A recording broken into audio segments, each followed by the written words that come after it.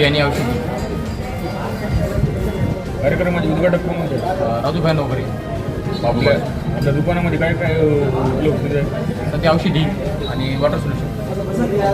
कोणकोणते खतं उपलब्ध आहेत आपल्याकडे?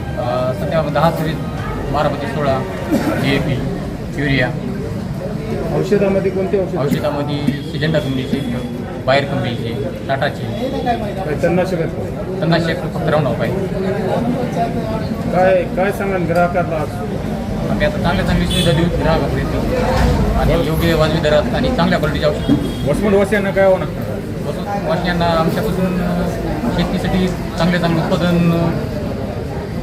देण्याचा प्रयत्न करू. आपला पत्ता? राहणार बावळू गवर.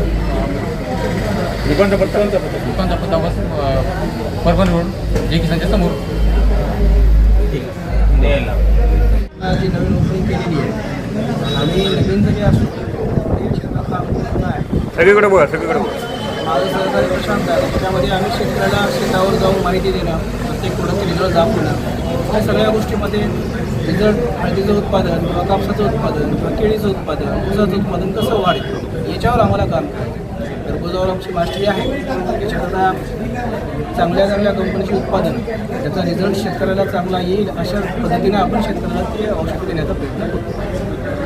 प्रोडक्ट कशा पद्धतीचे आहेत आणि कोणते आपल्याकडं केमिकल आणि ऑर्गॅनिक या दोन्ही स्वरूपात आपण करतो, सेंद्रिय आणि रासायनिक. त्याचं केमिकलमध्ये आता ब्रँडेड कंपनी असेल सिजंटा, बायर, डिफॉन्ट.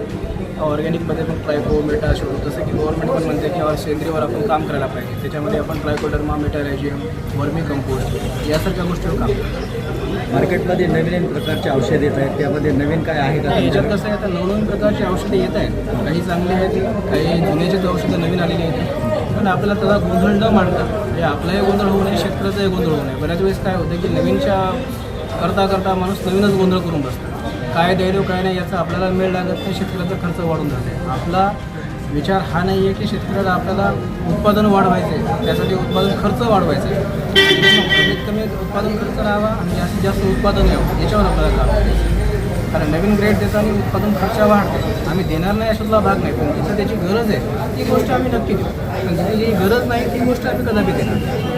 एक वेळेस कसं होतं की एक साधारण 19 पण चांगलं काम करतो, त्या ठिकाणी नवीन ब्रँड देण्यामध्ये त्याचं उत्पादन खर्च वाढतं. आता बऱ्याच वेळेस काय होतं, मर रोगावर मार्केटमध्ये नाही म्हणतात 50 प्रकारचे कॉम्बिनेशन्स असतात, पण बेसिक औषधांचे रिझल्ट पण चांगले येतात.